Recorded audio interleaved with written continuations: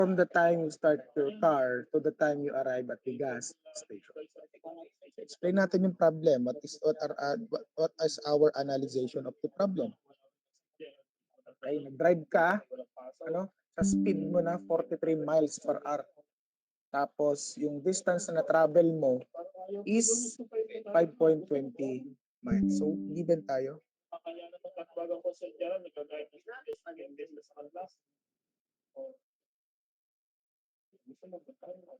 Okay, so kinematics na tayo guys ha.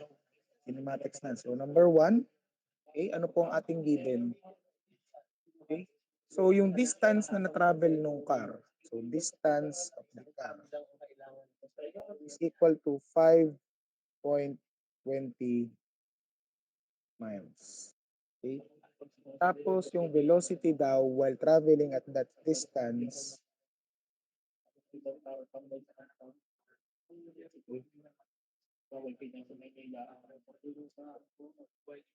miles per hour. Okay? Tapos naubusan ng gas. Okay? O kaya nagtitipid kayo, nagtipid dahil mahal ang gas ngayon. Naglakad. So you walk 1.20 miles. So yung distance nung naglakad kayo is 1.20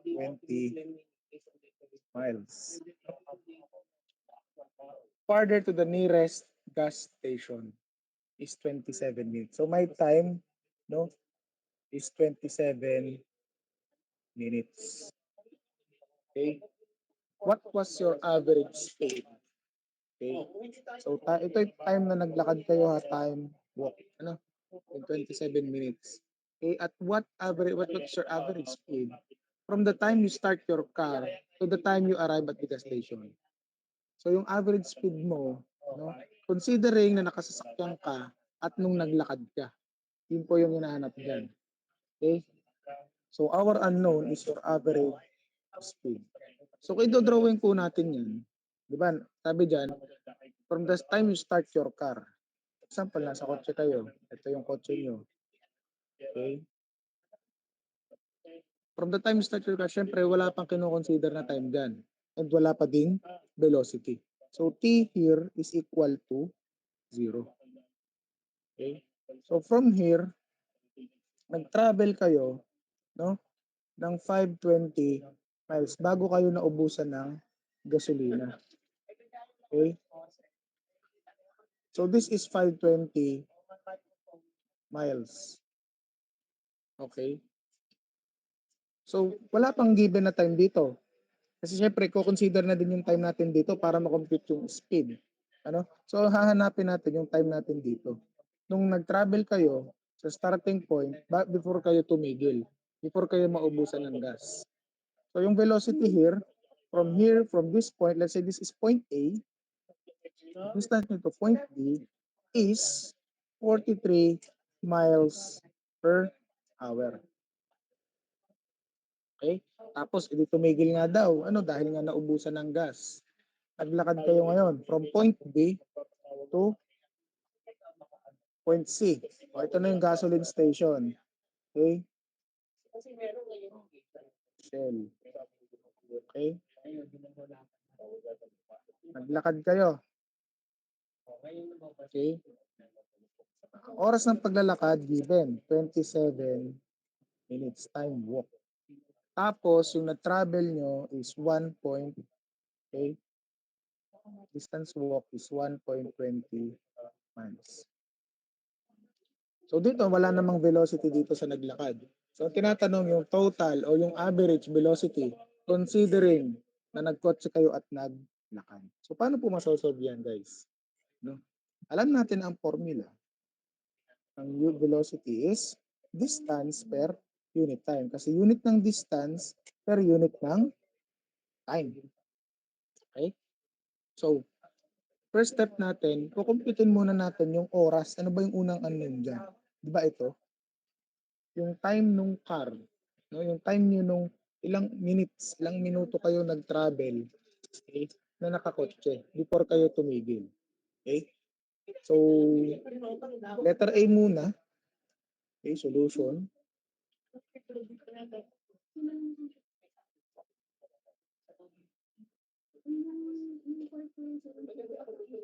So, time ng car, kung ang velocity is equal to distance over time, edi ang time is equal to distance over velocity. Okay? So, distance nung car divided by the velocity nung car. Kung titignan natin, given naman parehas, ano yung distance nung car natin na travel? 5.20 miles. Okay?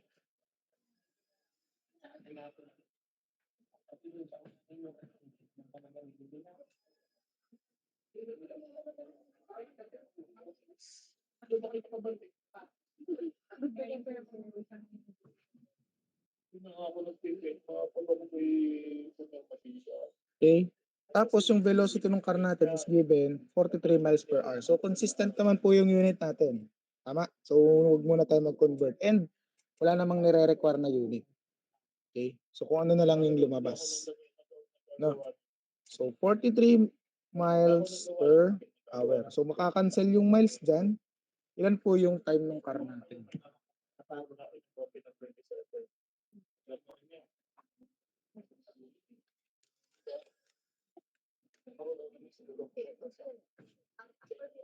Okay? Oh. So 5.20 divide 43. So 0.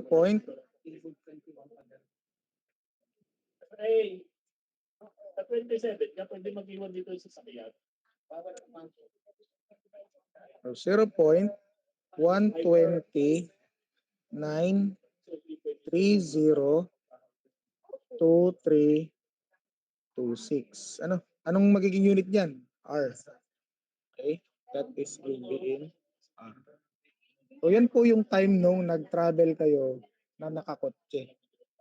Next, i-convert natin, since R na ito, i-convert natin ito into R. So ilan po ito sa R oras? So we have 1 hour is equal to 60 minutes. Okay? So ilan po ito? So 27 divide 60. So 0.45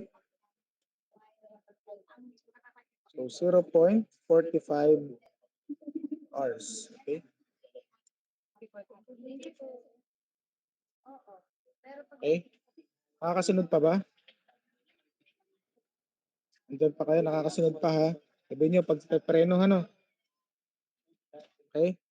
Now, same na yung unit ng ating time ng car at time na naglakad.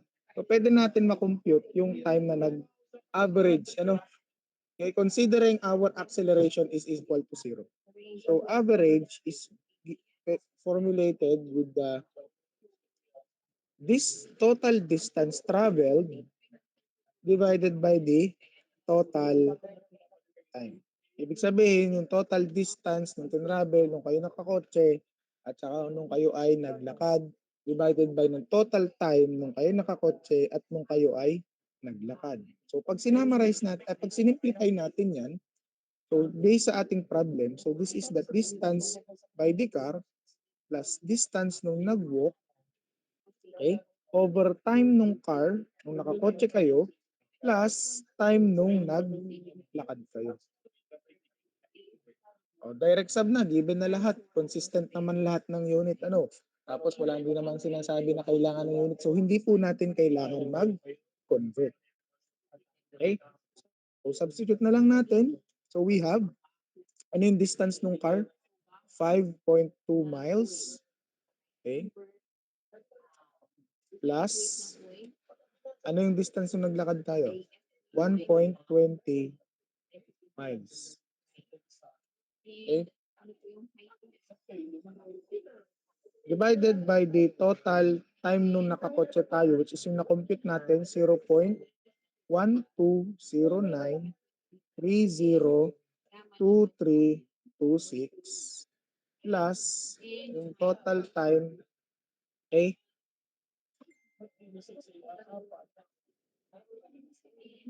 Yung total time ay yung time nung naglakad. So 0.45 hour. So compute po natin ilan to? Paki-round up na lang sa 4 decimal places kasi final answer na yan. Yan yung hinahanap natin, yung average velocity. 0.1209302326 plus 13. Ano pong sagot nyo? So, pag niround up natin, 11.20 o 21 na lang, ano? 11.21. 21. Ano pong unit? Miles per hour or MPH.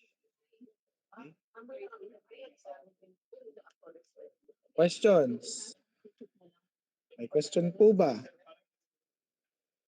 Pwede po magtanong kung saan yung part hindi naintindihan. Naintindihan po ba? Hello? Okay? Wala po. Sige, kopya po muna. 2 minutes.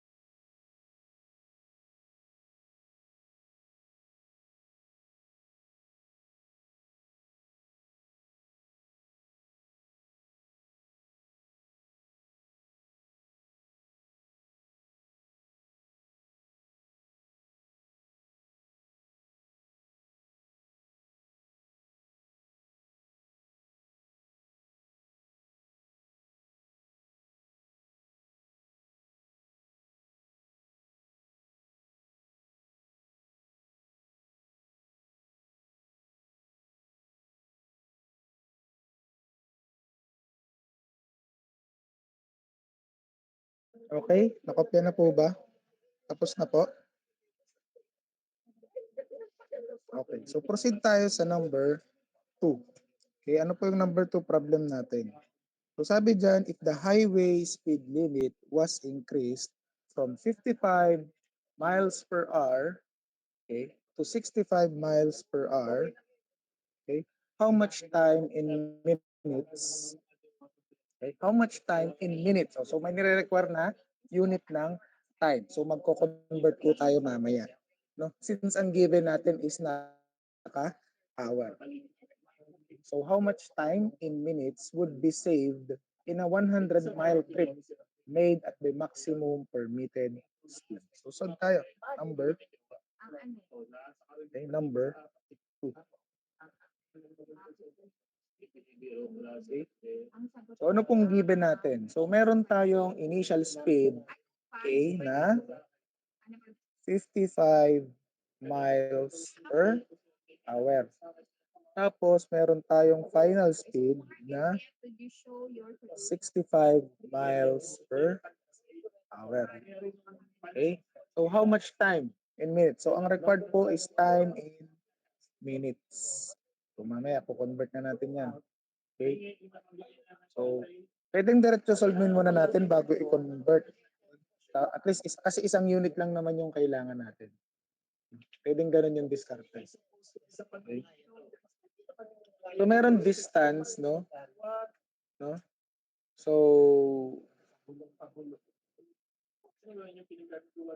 100-mile trip. Okay, so from 55 to 65, 100 miles yung na-travel. Okay, naintindihan? So regardless kung siya'y bumilis, ano, 100 miles pa rin yung na-travel niya. So distance, okay, is equal to 100 miles. Okay? Ang tinatanong time na na-save. Okay? Time na na-save kasi bumilis ka eh. 'Di ba? Imagine nyo pag yung nag-retain kayo sa 55 miles per hour, ano, mas mabagal kayo bago kayo makarating dun sa pupuntahan ninyo. Di syempre, para hindi kayo malate, bibilisan. Okay, yun po yung analyzation dun sa problem. Naintindihan ka po? Nagigets nyo? Nagigets nyo guys? Okay. So binilisan niya, no? Para hindi siya malate, kumbaga.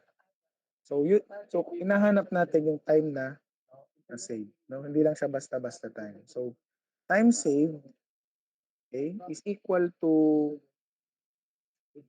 yung original time, or let's say time old, okay, at a certain speed. Yung time old, naka-inline siya dun sa 55 miles. Kasi yun yung speed niya, yun yung bilis niya, yun yung oras ng bilis niya. Okay? Minus nung bumilis na siya, nung binilisan niya na. Okay? So, ayan. So, yan. Ito po ay hindi anong formula, hindi po ito derived formula. Ito po ay based lang sa ating analyzation. Okay? Now, so hanapin muna natin yung time old at saka time ng new. So alam natin kanina, dito sa problem number 1, alam natin na kung ang velocity is equal to distance per unit time. So pag inano natin, so ped time is equal to distance over velocity. Okay? So dito na lang. So time is equal to distance divided by the velocity. So solve muna natin yung time ni old. Okay? So T old is equal to yung distance, yung total distance, okay? Since equal naman ito din yung distance nung old niya, ito din yung distance nung new. Kasi wala namang binago. Ano sabi diyan? 100-mile trip, made at the maximum permitted speed. Ibig sabihin, regardless siya ay bumilis, yun po din yung distance na tinravel niya. Yun lang naman yung pinuntahan niya. Ganun lang kalayo yung pinuntahan niya. Binilisan lang niya. Okay? So distance old is equal to velocity ng old. So kung titignan natin, yung velocity ng old, this one is our initial velocity. Di ka? Tapos yung binilisan niya na, edi itong 65 na. Okay, ito yung velocity new. So, direct sub lang. Mamaya na natin convert. Ano? Okay. So, distance is 100 miles divided by the velocity, 55 miles per hour. Okay. So, makakancel yung miles. Ang matitira, unit lamang ng time. O, paki-calcu po. No? Paki-calcu, divide lang naman. So, our answer is, so hindi po irarando pa, initial answer pa lang po ito. Anong sagot? 1.8181 ilang 81 to? 2, 4, 6, 8. 1, 2, 3, 4. Apat na 81. Tapos isang 8. Okay? R. Hanggang nakuha yung sagot?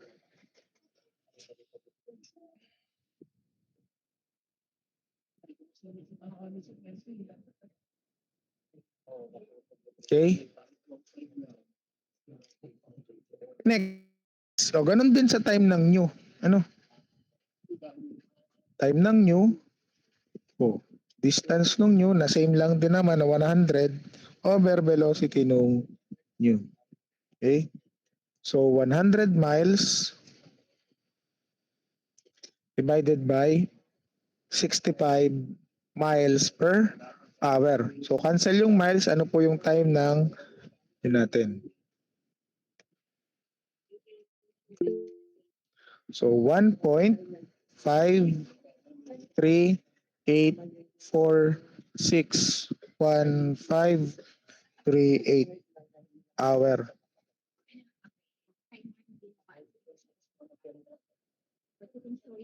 O, meron na tayong time at news. So, pagmamainusin lang po natin, ano? So, pagmamainusin lang natin itong dalawa. So, therefore, yung time save nung bumili siya is what? 1.8181818 minus 1.53846.1538. So, pakirandop na lang sa decimal. So, this is 0. Wait lang pala. Wait lang. No? So, ang sabi dyan, in minutes. So, isulat natin ang buo muna. So, 0.27972028 hour. So, kailangan naka-minute. So, gagawin. So, tatimes lang natin sa 60. 1 hour is equal to 60 minutes. So, ano po yung time save? Pakiround off na lang sa 4 decimal places. So, 16.7832 minutes. So, nakatipid siya ng almost 17 minutes nung binilisan niya. Ano? Imbis na malit siya ng 16.7832 minutes, okay? Umabot siya. Naintindihan? Naintindihan po? Okay, sige, pakikopya muna 2 minutes kung walang question.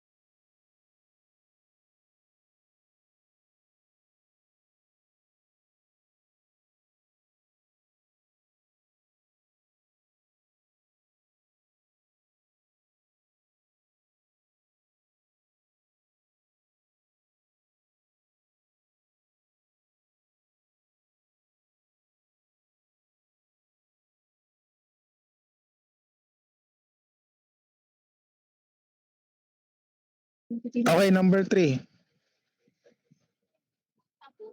Okay, number 3. Sabi dyan, ano sabi dyan?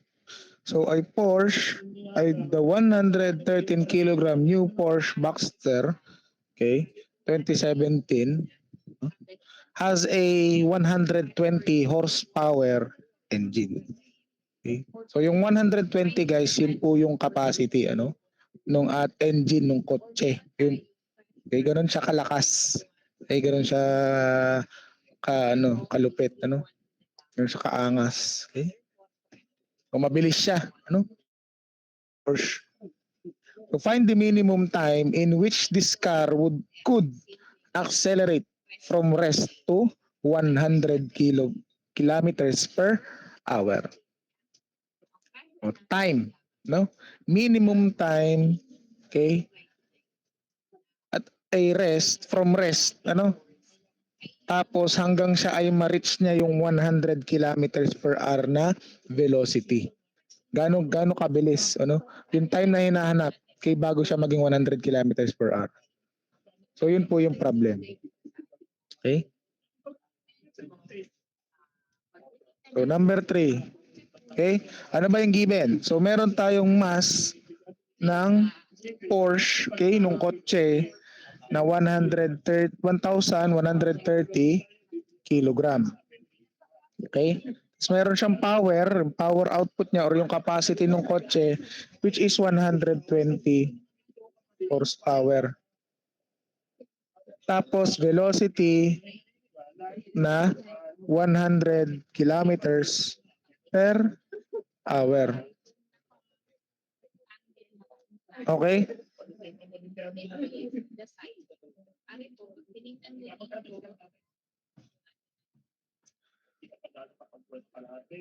So let's say ang unit ng time natin, since wala namang sinabi dyan, hanapin muna natin in seconds. Okay. Sir, saan po tayo kukuha ng seconds? Meron tayong velocity, pwede natin in per hour. Okay.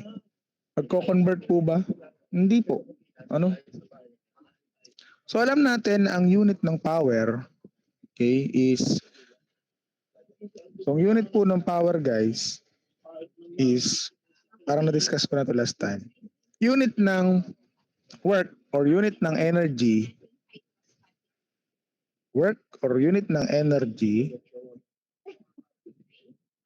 please take note of this per unit ng time. So ibig sabihin ng horsepower is a unit of energy per unit ng time. Pero saan po kukunin yung time source power?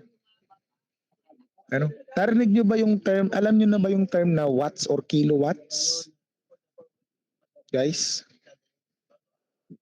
Ano? Diba? O, ibahin ko yung ink. Okay?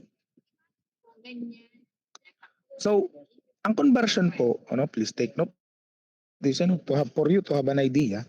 Okay, ang 1 horsepower is equal to 0.746 kilowatts. Okay, kilowatts.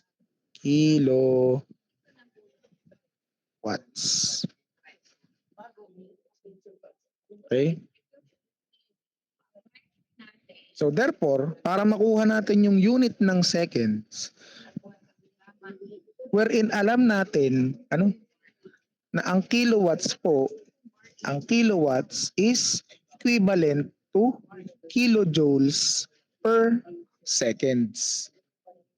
Okay?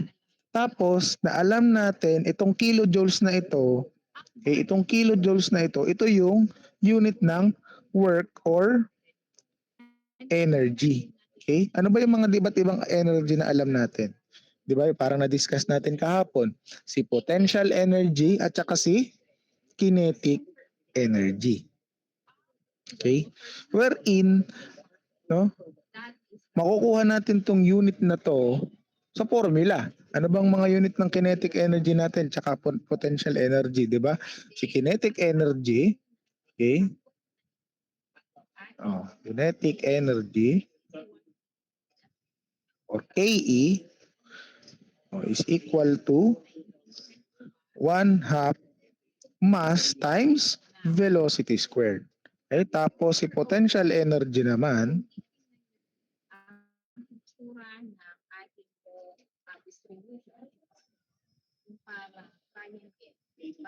or PE is equal to mgh. Yan ang mga unit ng energy natin. So pag dinivide mo yan sa time, per second, ang lalabas na unit dito, okay, kilojoule per second, edi kilowatts na po yung unit doon. Tapos yung kilojoule per second na yun or kilowatts na yun guys is in SI unit, in metric units.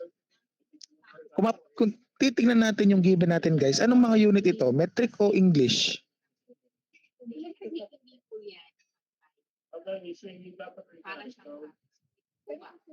Hello? Anyone? Pwede pong sumagot, Metric. Okay? So, metric.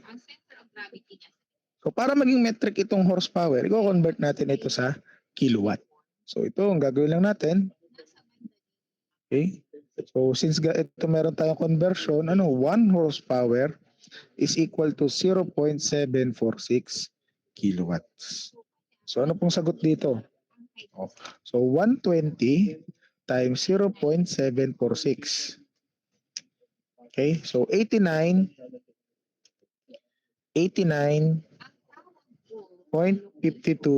kilojoule per second. Okay? Oh, or kilowatts din ha. Inano ko lang.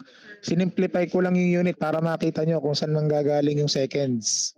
Okay? Baka mamaya, sir, saan po galing yung seconds? Ano? So again ha, yan, sa kilowatts, kilojoules per seconds.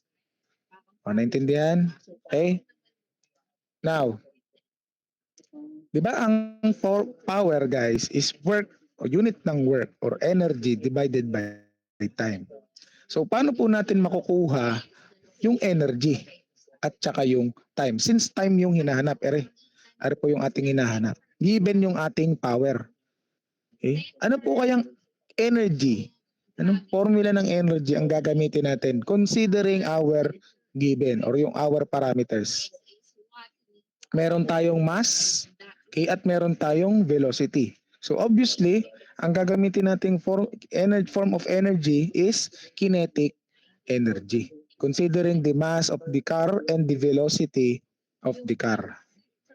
Tama po ba? Naintindihan? Nagigets ha? Okay. So yung power natin, so na-convert na natin sa kilowatts, no? So pwede natin to i-convert sa sa seconds itong velocity natin. So convert natin into seconds, no? So 1 kilometer is equal to 1,000 meter. Tapos ang isang oras ay ilan? 3,600 seconds. So ilan po ito?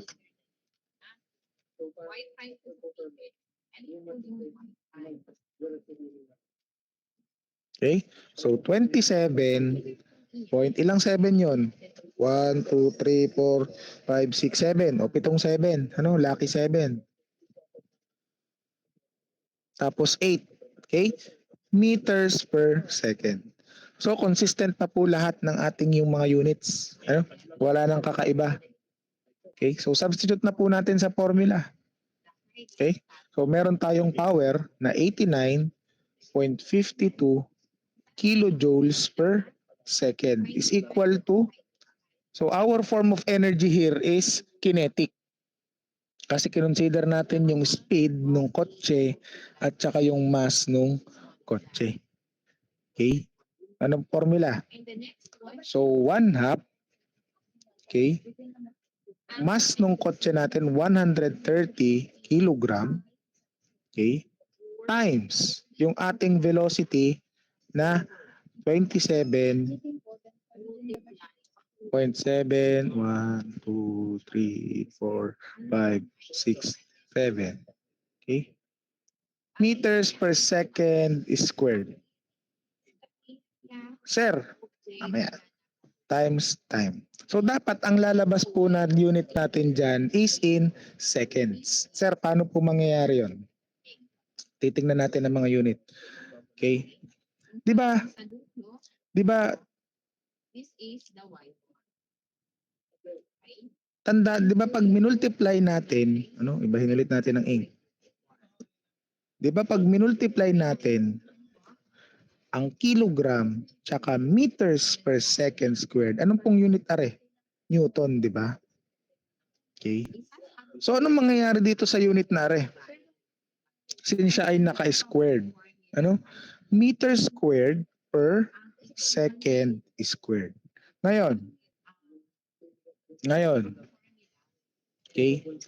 Are, pag minultiply dito, 'di ba pag ito ay, 'di ba itong meter squared tsaka second squared, yan ay pag hinimay nyo, ano? Yan ay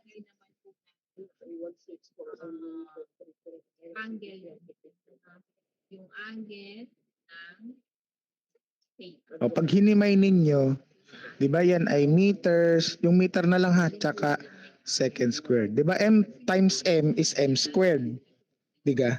Ngayon, meron tayong kilogram dito.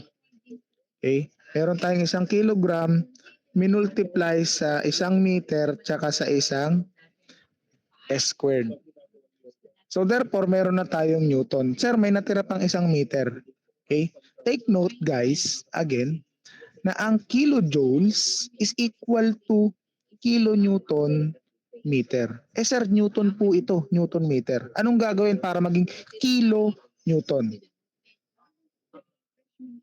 I-divide sa 1,000. Ano? Nakakasunod pa? Nakakasunod pa? Okay. So, ang natira dito is Newton meter na. Okay? Or joule. Okay? Kung ang kilojoule ay kilonewton meter, edi ang joule ay Newton meter. So, kailangan natin dapat ay kilojoule yung maano para makancel yung kilojoule dito. Ang matira ay seconds. Okay? So, anong gagawin? Okay? So, divide 1,000. Ano? Newton para maging 1 kilonewton. So, isasama nyo to sa calcu. Pero ibukod nyo na lang ng parenthesis. Okay? So, therefore, ito ay kilonewton niya, kilojoule na, makakancel na yung ating kilojoule. Ang matitira ay seconds na lang. So, ano po yung ating time? Calculate natin. So, magiging formula yan sa calcu is Garne. Okay? So, 89. Since para hindi shift solve na lang, pag ang mangyari, yung 89.52 mapupunta lang sa baba. Okay? So, 1/2 times 130 times 27 point 1, 2, 3, 4, 5, 6, 7, 8 squared. Okay, huwag kakalimutan yung squared over 89.52. Kailang, ito ay may divide 1,000 pa. Pag sinabi naman ko divide 1,000. Okay? So ano yung time natin? Ano, 4.8699373346. Nakuha ga? Yeah, nakalagay ko po dito kung yung time. We have here the quarter circle, half parabola. Okay, nandiyan po ang mga body na moment of inertia. So, what you have to do is familiarize yourself. If you can, please memorize. Okay, kung hindi memorize, okay. So, round up na lang natin sa 4 decimal places. Ano? So, therefore, our time here is 4.86 o 87 na lang. 4.87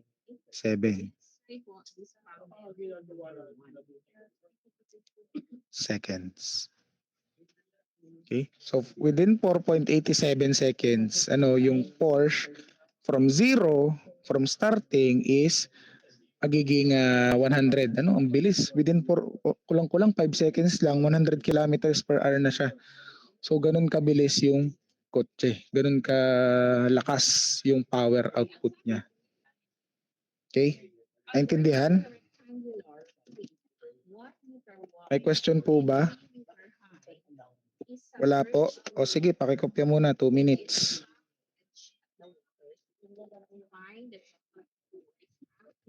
Ihilang ako.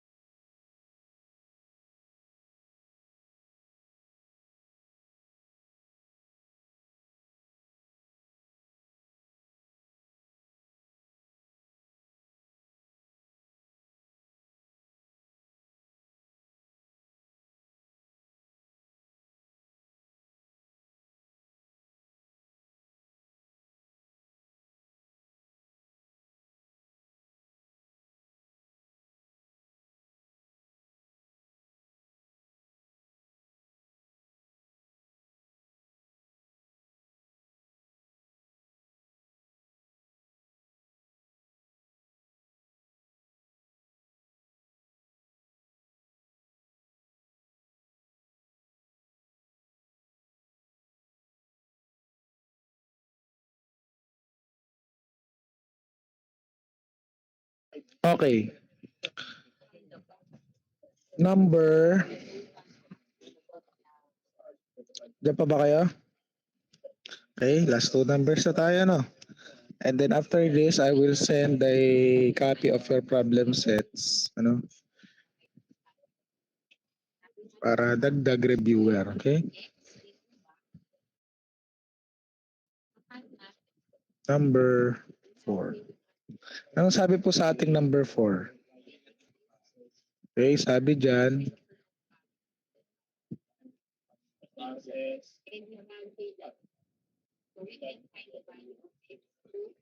asan na?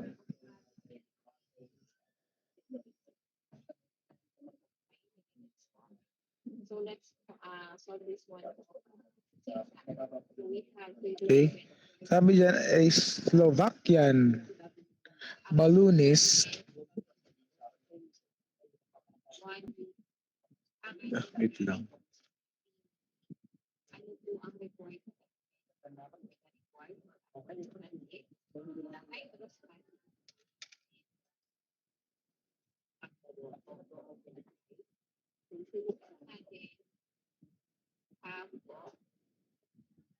So a Slovakian balloonist floating at an altitude, okay, of 500 feet. So bali guys, ito na yung ating sa mga free falling bodies. Okay? Okay? So accidentally drops his samovar and starts to ascend at a constant speed of 4 feet per seconds. Ano? Ano ba yung samovar? Okay?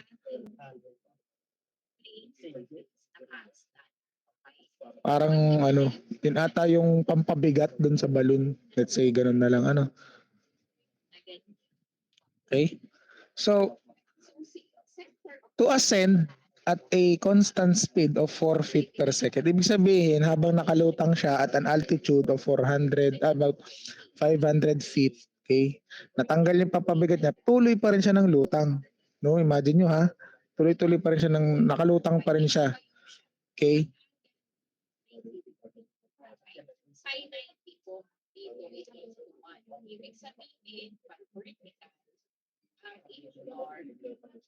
Okay?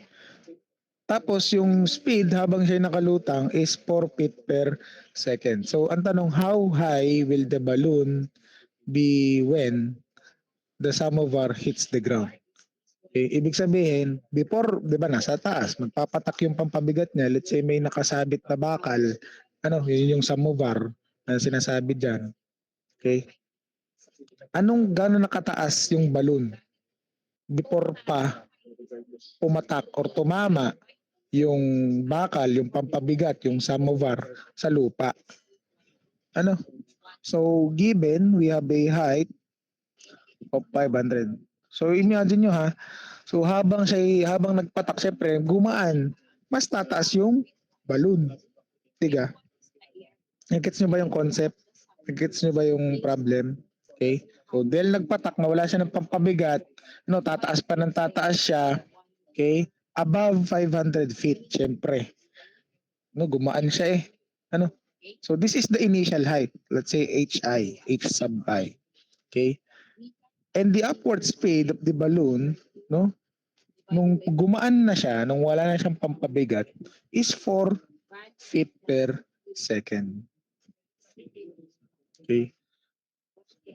So since English po yan, considering our gravitational acceleration, ano po yung ating constant G? O kung sa metric is 9.81, ano po sa English?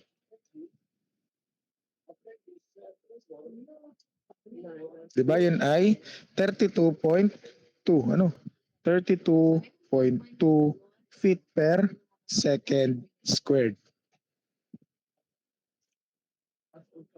Okay? So meron tayong formula, ano, meron tayong mga formula kung maaalala ninyo, no, yung kinematic equation natin sa mga free falling bodies. Okay? O balikan natin 'yon. Ano? Okay? Oh, let's say ibahin natin ang ink. Okay, anong gusto niyong kulay guys? Yeah, kahirap naman na rin. Oo. Ano na lang, blue na lang, no? Blue. Okay? Okay, now. Okay, so sa mga free fall, ay, ba't di nag-iba yung kulay? Ito na nga lang.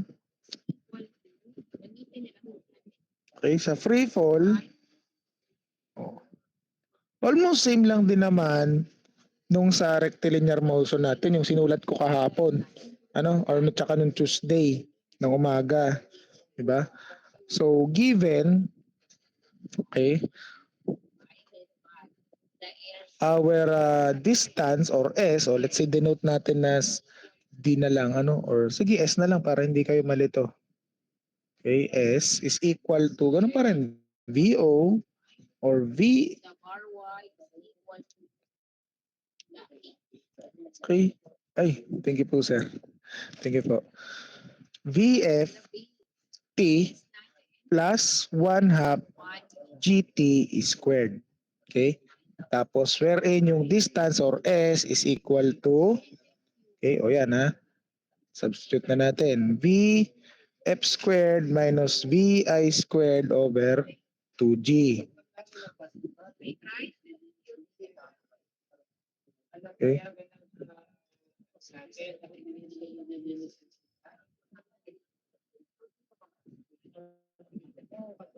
Tapos, wherein yung ating, kung in terms of final velocity naman yung hinahanap, pag given ng distance, okay, S minus 1 half GT squared over time.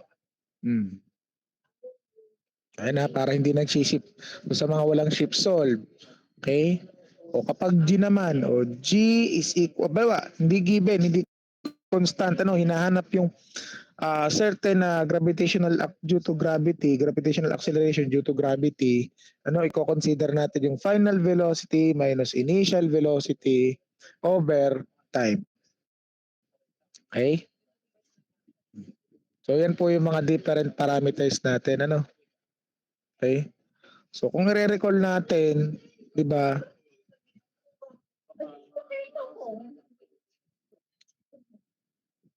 no? So, meron na tayong formula. Okay? So, ano po pwedeng natin gamitin formula or equation, kinematic equation natin based sa given parameters? Di ba? So, meron tayong, let's say, ito yung kanyang height. Ito yung S. Ito rin yung S niya. Kasi vertical naman eh. Kung horizontal yan, yan yung distance. Since vertical yung ating motion, okay? Considered as ito na rin yung ating distance S. Now, kung gagamitin natin ito, kung gagamitin natin ito, yung S is equal to VFT plus 1 half GT squared. Sir, wala po tayong final velocity. At saka wala din po tayong time. Time nga po yung hinahanap. No? Kung ito ay zero, ano?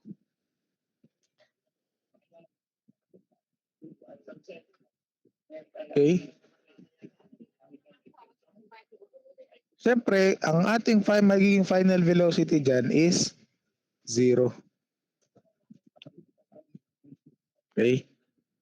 Kung zero yan, kung ito ay zero, malamang zero na rito. Kasi zero times, let's say ito ay zero times zero, edi zero. So cancel na ito, neglect na yan. Zero yung ating final velocity. So therefore, ang ating magiging equation is equal to 1 half GT squared. Sir, positive po. Oo, kasi paangat. Di ka? Pataas yung balloon. Hindi naman siya pababa. Okay, hindi. Okay?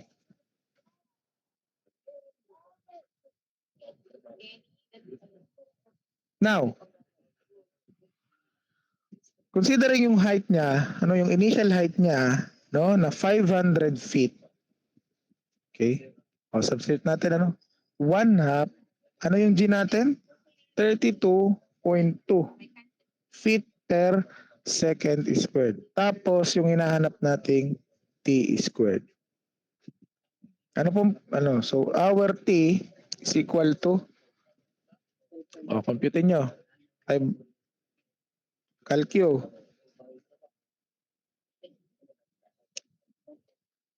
Okay?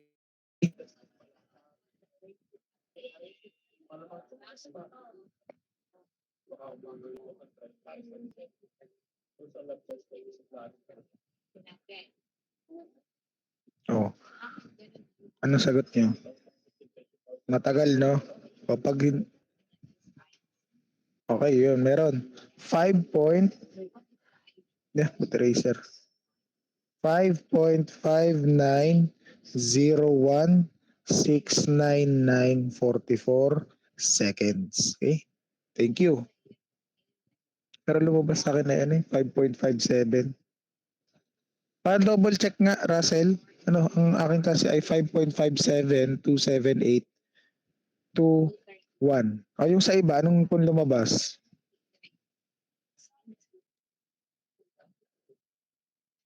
Okay, ayun ano. So, pakicheck na lang, Russell. No? Okay lang naman. Oh, okay lang, sige. Thank you din sa pagsagot. Okay? So, paki-double check na lang nung calcu mo. Ano? Okay, thank you. Thank you. So, 5.572782126.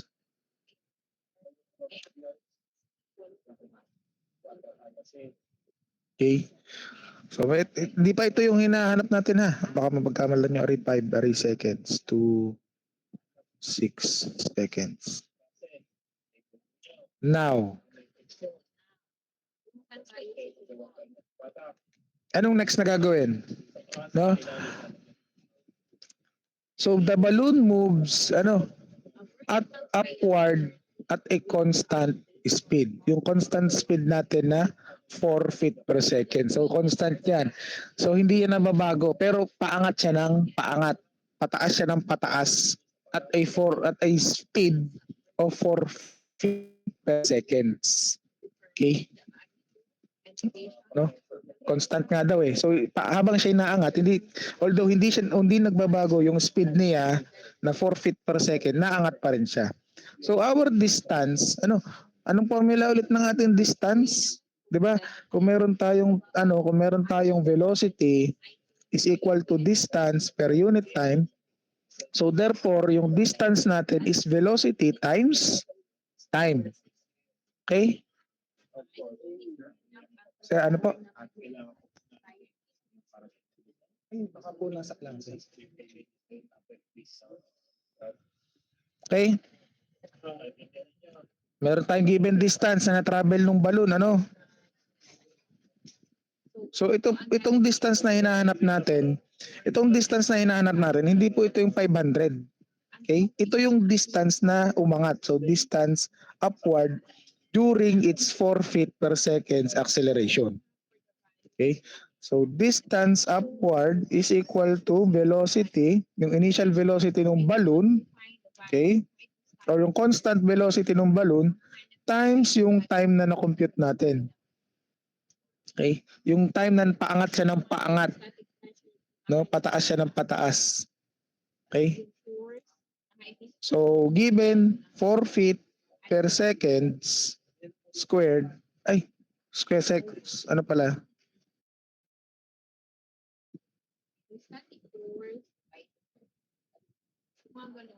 Times, no? Times yung nakuha natin 5.572782126 seconds. So makakancel po yung seconds, anong matitira?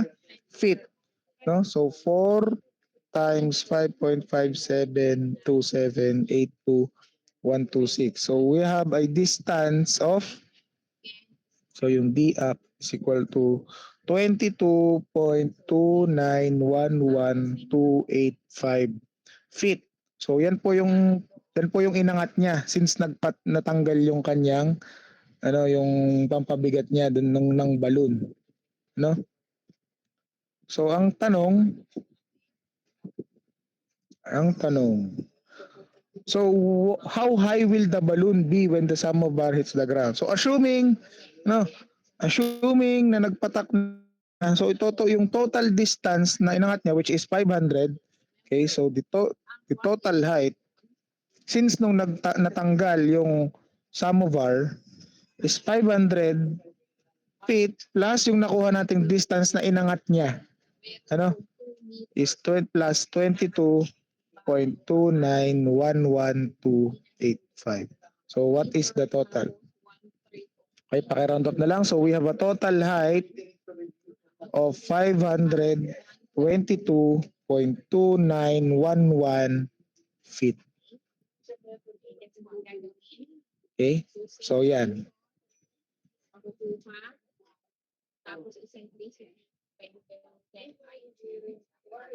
Naintindihan? May questions po ba? Sige, copy muna, 2 minutes.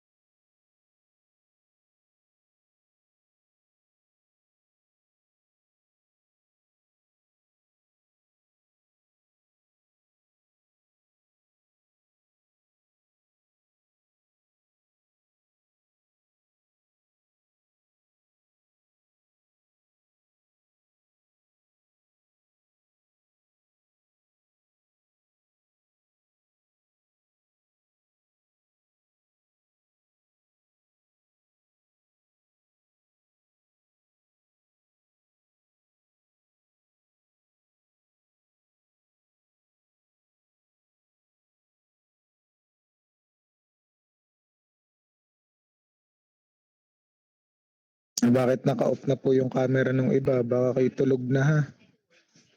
Ay siya. Kaya kung kayo po ay pag-aaral, bigyan niyo muna po ng focus ang starting saan po yung camera nyo? Ako sadyang hindi naka-camera kasi naka-share yung screen ko.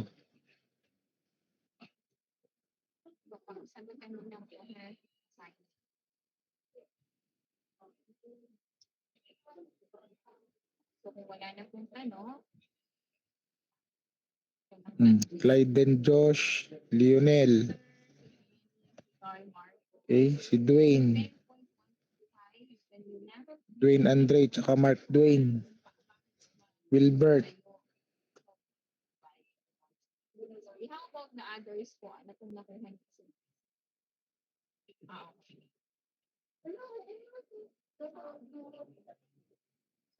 Nandiyan pa kasi yung dalawang Dwayne. So, mag-aaral po. O yung Dwayne Andre.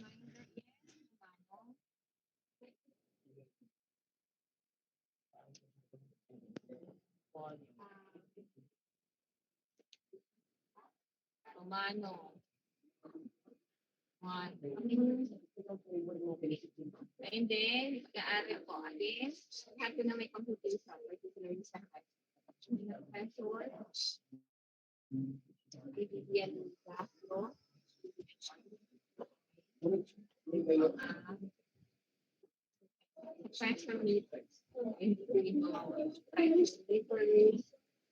Okay, last problem. Wala pong question?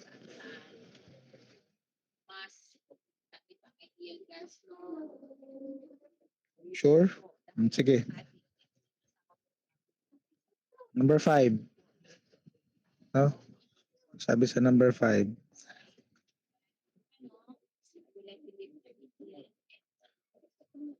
Sabi sa number 5. So, Bahraini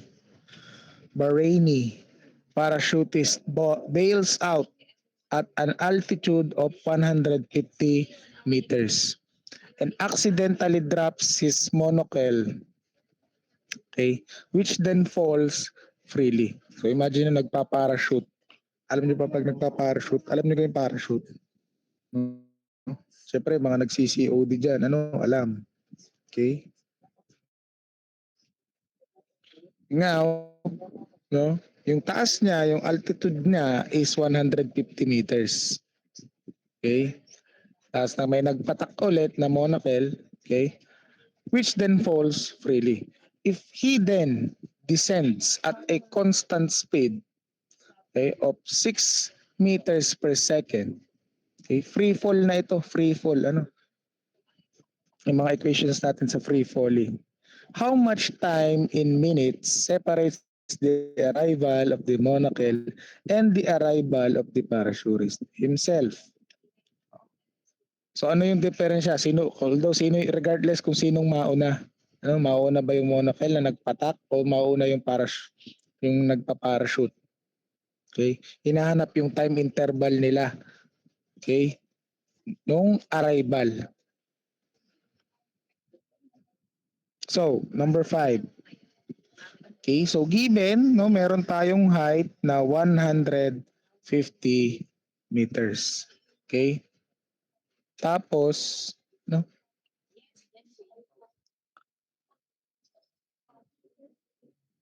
merong initial speed na, okay, 6 meters per second. So since English, ating ang gravitational acceleration natin is what? 9 point, ay metric pala, sorry. 9.81 meters per second squared. Considering yung ating height at saka yung ano. So using again our formula here, ito yung ginamit natin sa number 4. Okay?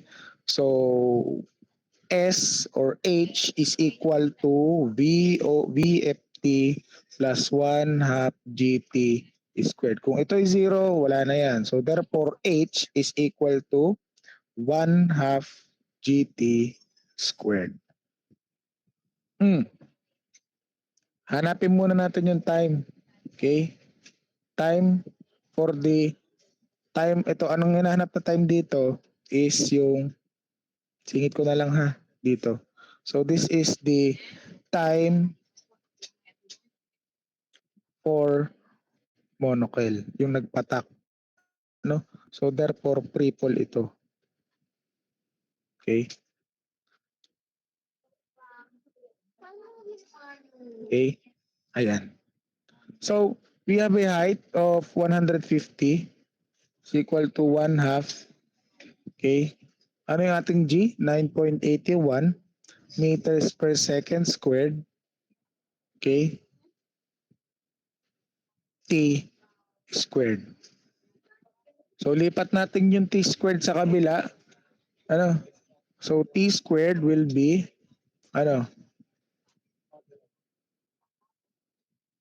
So ito yung magiging magiging 9.81 divided by 2. Okay? 9.81 divided by 2.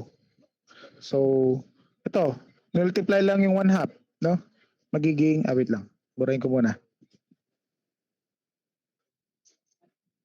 So 150. Okay, ito yung 150 magiging 4.905 t squared. Okay? O, tapos lipat si t squared sa kabila, yung t squared o 150 divide 4.905.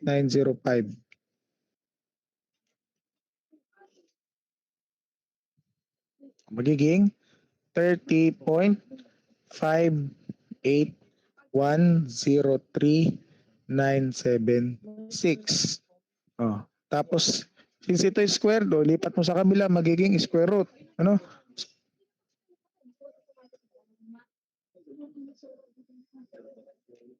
So square root. So therefore our time is equal to 5.530012636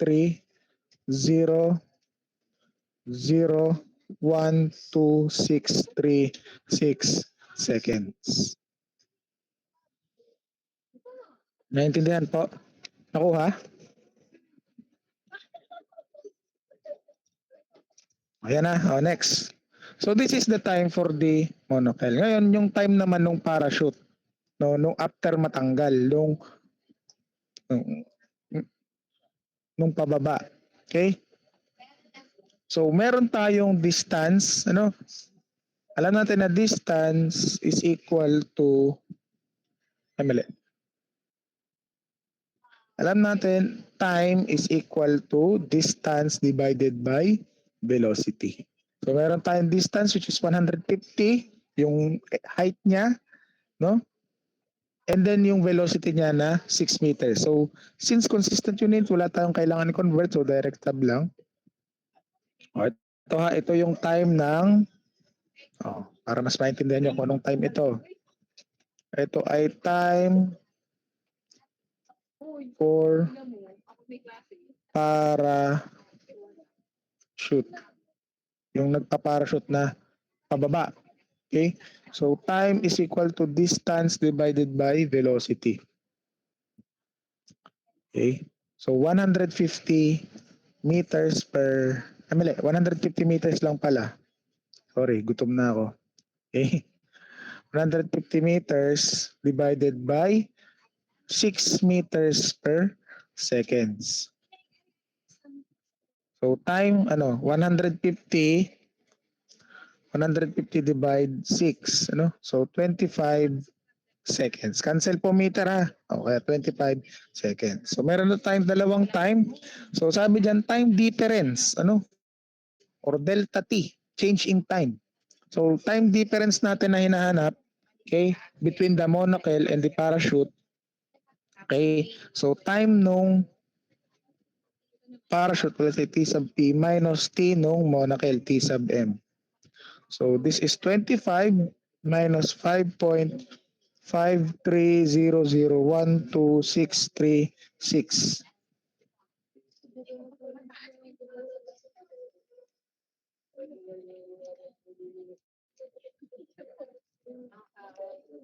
Okay? So anong sagot natin? Okay, so 19. So ang wait lang, ang hinahanap sa problem guys is in minutes. So this would be in seconds. So sulat muna natin ang buo. Okay? 19.46998736 seconds. So convert natin into minutes. So 1 minute is equal to 60 seconds. So makakancel lang seconds dyan. So pakiround off na lang natin into 4 decimal places. Divide 60. So 0.3245 minutes. That is our final answer. So within 0.3245 minutes, yun po yung time interval between the monocle and the parachute. No, wala naman sinabi kung sino yung mauna eh. Meron ba? Walang sinabi kung sino yung mauna. So regardless kung sino yung mauna, yan po yung time interval nila. Um, yan po yung time difference nung dalawa. Before sila mag-land or before they hit the ground. Okay? Questions? May questions po, naintindihan? Sure? Okay, so since time na tayo, mag-post po ulit ako for problem sets. Okay, aralin po yun. I-solve, same format nung problem set number 1. Okay, pag may tanong, may